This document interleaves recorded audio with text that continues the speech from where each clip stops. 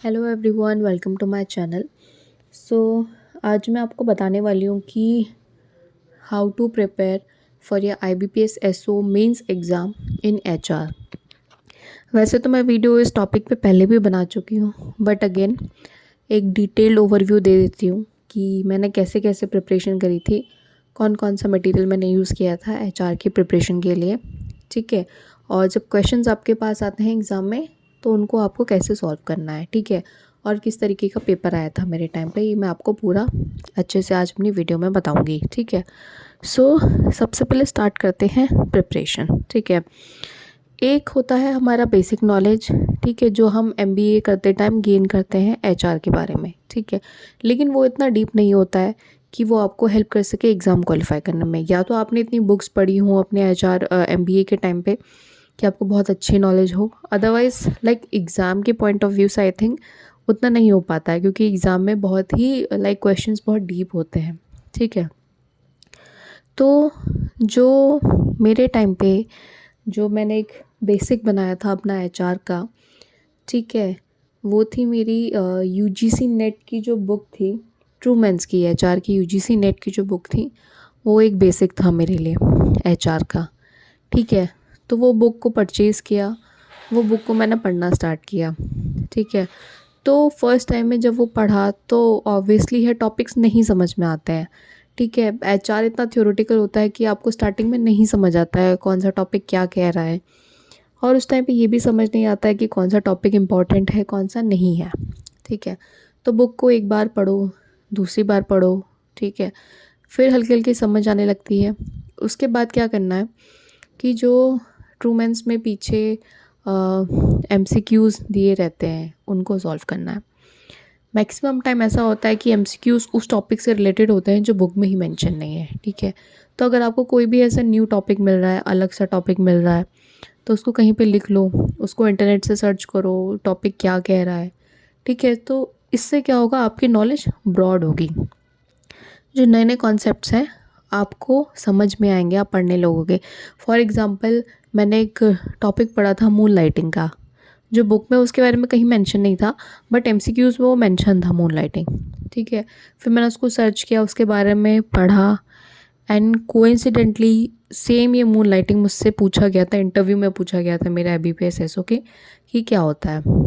तो वो चीज़ वहाँ पढ़ी थी तो वो आगे जाके काम आ गई। सो यू नेवर नो कौन सी नॉलेज आपको कब कहाँ काम आ जाए। तो जो भी टॉपिक मिलता है, अगर आपको नहीं समझ आ रहा, आपको लगता है कोई नया टॉपिक है या कोई नई चीज़ आपको मिल गई है, तो उसके बारे में सर्च करो और उसको कहीं लिख लो, नोट्स बना लो। ठीक है। तो ये तो हमारा ट्रूमेंस का था। सो ट्रूमेन में A to Z आपको सब पढ़ना है, बहुत अच्छी नॉलेज आपको गेन करनी है। इससे क्या होगा, आपका बेस बन जाएगा। ठीक है। उसके बाद आता है इंडस्ट्रियल रिलेशंस। मैंने जो पढ़ाई करी थी पहले UGC नेट के हिसाब से करी थी। सिंस UGC नेट में क्या होता है कि बहुत ही डीप क्वेश्चंस पूछे जाते हैं related to industrial relations. UGC NET में क्या होता है, एग्जैक्ट जो लॉज होते हैं आपके, इंडस्ट्रियल लेबर लॉज जो होते हैं, उसी में से एग्जैक्ट लाइन को कॉपी पेस्ट किया जाता है UGC नेट के क्वेश्चन पेपर्स में। तो मतलब आप ये समझिए कि उसके लिए कितना डीप पढ़ना पड़ता है। तो उसके लिए मैंने यही किया था, जो लेबर लॉज थे, गवर्नमेंट की जो वेबसाइट है, मिनिस्ट्री ऑफ लेबर की जो वेबसाइट है, वहाँ से लेबर लॉज डाउनलोड किए थे, उनके PDFs, और उनको पढ़ना स्टार्ट कर दिया था। क्योंकि ट्रूमेंस में क्या है, लेबर लॉज दिए हैं बट आई थिंक वो इतने शॉर्ट में है, और जब तक आप कोई चीज़ डिटेल में नहीं पढ़ पाओगे, आई थिंक उसका नॉलेज आपको नहीं मिल पाएगा, है ना। So it would be better कि आप उसको एक ऐसे सोर्स से पढ़ो कि जहाँ पे उसका फुल कंप्लीट नॉलेज है। उसके बाद आप अपने हिसाब से उसको शॉर्ट कर सकते हो, अपने नॉलेज के हिसाब से नोट्स भी बना सकते हो।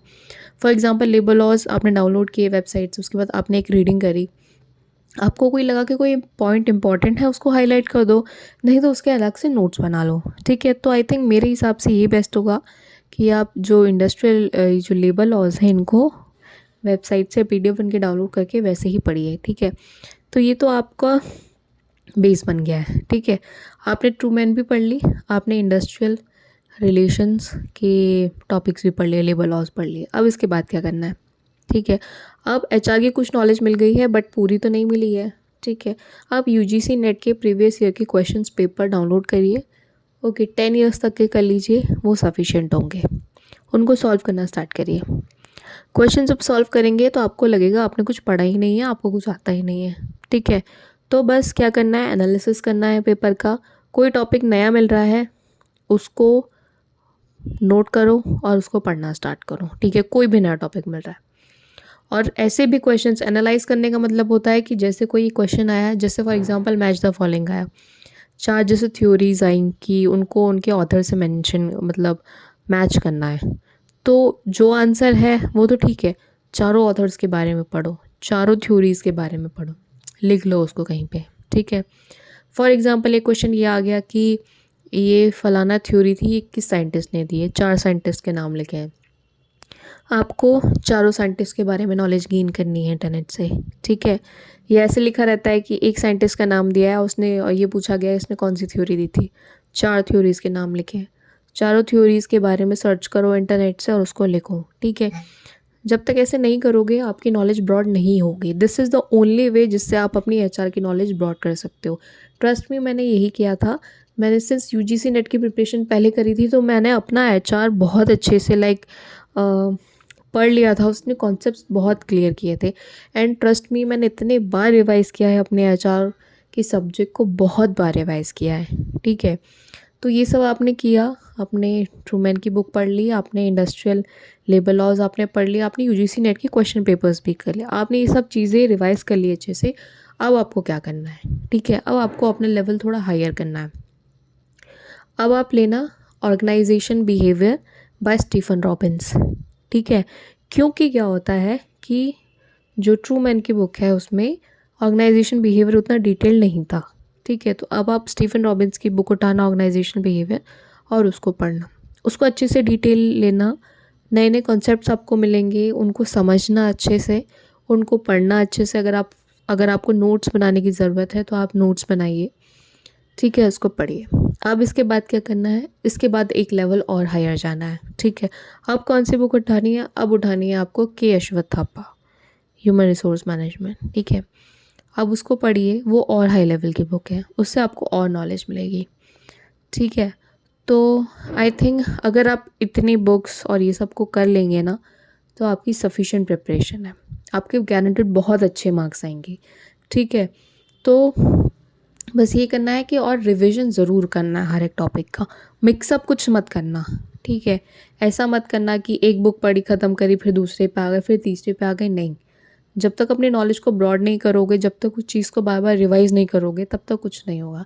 जो बेसिक नॉलेज है पहले उसको दिमाग में बैठाना है, जब वो अच्छे से आपके दिमाग में बैठ जाएगी उसके बाद हायर बुक्स को करना है, ठीक है।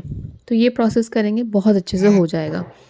ओके, अब क्या करना है, अब आपने बुक्स भी पढ़ ली, ठीक है। अब अगर आप मॉक टेस्ट देना चाहते हो, कोई आपको वेबसाइट पे मॉक टेस्ट अवेलेबल हैं एचआर के, तो नो डाउट कर लीजिए, वो आपके लिए बेनिफिशियल होंगे, ठीक है। मेरे टाइम पे आई थिंक मैंने सर्च किया था ऑनलाइन, पर मुझे ऐसा कोई मिला नहीं मॉक टेस्ट का, तो मैंने नहीं सॉल्व किए थे उस टाइम पे। और मेरे को ये लगा था क्योंकि थ्योरेटिकल नॉलेज है बुक्स में, आप इतना पढ़ ही रहे हैं, तो आई थिंक बिना मॉक टेस्ट के भी आपका काम चल जाएगा, ठीक है। मॉक टेस्ट उस केसेस में ज़्यादा ज़रूरी होते हैं जैसे प्रीलिमिनरी एग्ज़ाम है, तो आपको क्वेश्चन सॉल्व करने होते हैं, आपको प्रैक्टिस करनी होती है, तो उसमें आई थिंक बहुत ज़रूरी है करना।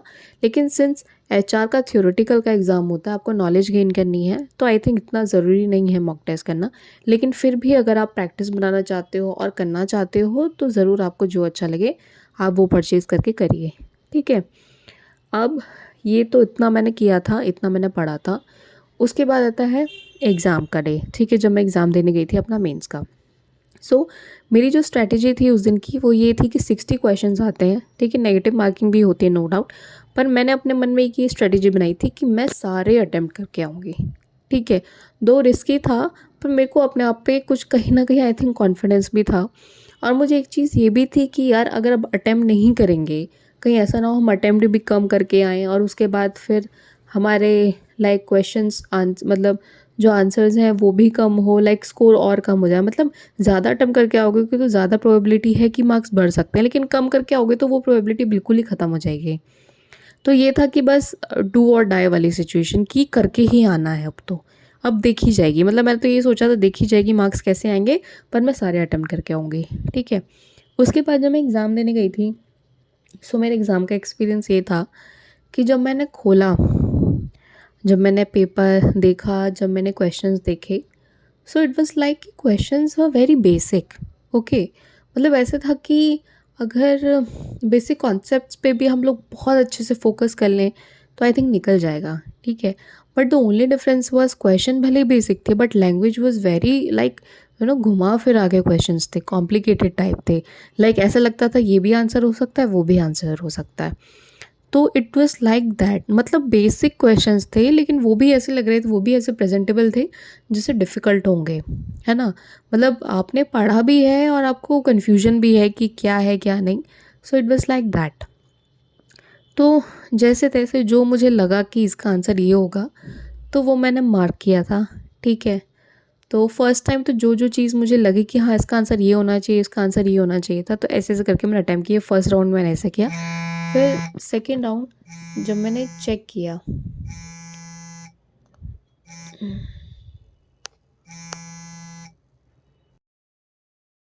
सो एक बार जब फर्स्ट राउंड पूरे क्वेश्चंस का मान लिया, उसके बाद मैंने एक सेकंड राउंड दोबारा से सारे क्वेश्चंस का चेक किया कि सेकंड राउंड में आगे ना बहुत सारे क्वेश्चंस का तुम्हें आइडिया पड़ जाता है।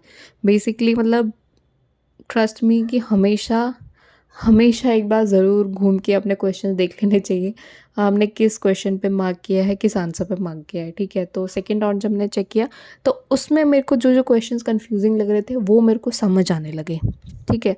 अब मैंने किया सेकंड टाइम पे, जस्ट मेरे दिमाग में ये क्लिक हुआ एक स्ट्रैटेजी, वो ये थी कि जो क्वेश्चंस मुझे लगते थे हाँ इसका आंसर तो ये है, वो तो मैंने मार्क कर दिया। अब जो कंफ्यूजिंग थे, ठीक है, तो उसमें मुझे समझ नहीं आया था क्या है, कैसे करना है। तो मैंने क्या किया, क्वेश्चन को पढ़ा, ठीक है, क्वेश्चन की मतलब एक-एक वर्ड को बहुत अच्छे से समझा और उसके बाद आंसर्स में से जो मुझे सबसे ज़्यादा रिलेटेबल लग रहा था मैंने उसको मार्क किया, ठीक है।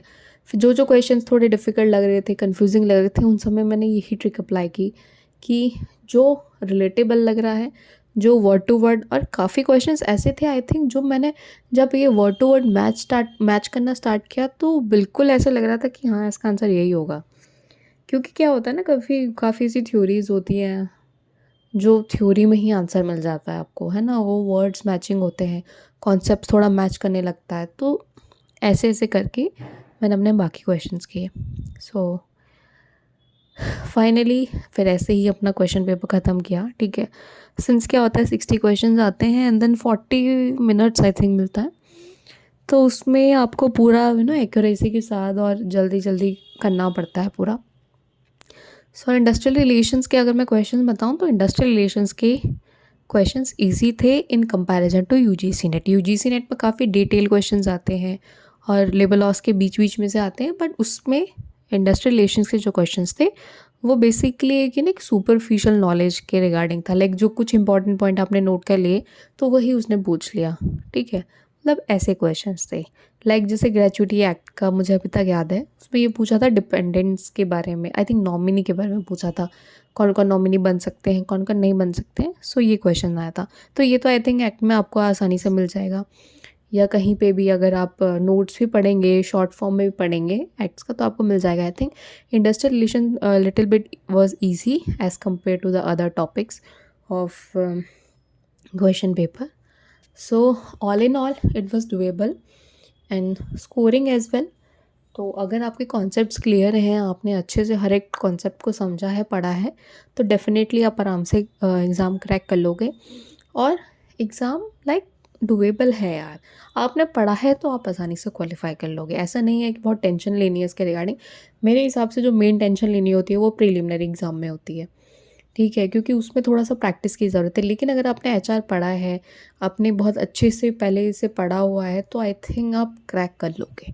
Okay, so this was my experience of UGC net exam and I think मैंने अपना स्टडी मटेरियल बहुत अच्छे से डिस्कस कर दिया है आपको। So you can take help of it. अगर आपके कोई अच्छे सोर्सेज़ हैं, कोई मटेरियल है नो डाउट जो आपको लगता है कि सफिशिएंट है, तो उसको फॉलो कर लीजिए। अगर आपको नहीं समझ आ रहा है कि कैसे पढ़ना है, क्या है, तो जो मैंने सजेस्ट किया है वो भी फॉलो कर सकते हैं, ठीक है। तो जैसा आपको ठीक लगे वैसा पढ़िए, पर ये है कि पढ़ना है ना, हर एक कॉन्सेप्ट क्लियर करना है और अपनी नॉलेज थोड़ी ब्रॉड भी करनी है एचआर में, बस ये सोच के पढ़िए, ठीक है। सो आज की वीडियो में इतना ही था। अगर आपको मेरी वीडियो पसंद आई हो तो please like share and subscribe ज़रूर कीजिएगा। Thank you.